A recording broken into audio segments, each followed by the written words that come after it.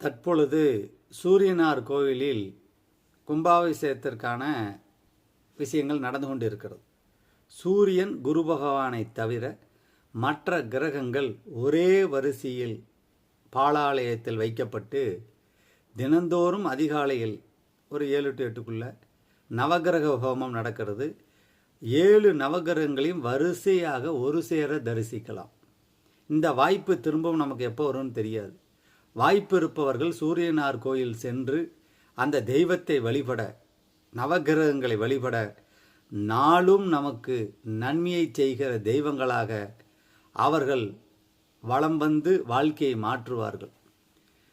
சூரியனார் கோயிலில் சூரியனுக்கு நேர் எதிராக குரு பகவான் இருப்பதை நாம் கண்கூடாக பார்க்க வேண்டும். இது அற்புதமான ஒரு விஷயம். செல்லுங்கள், பாருங்கள், மகிழுங்கள்.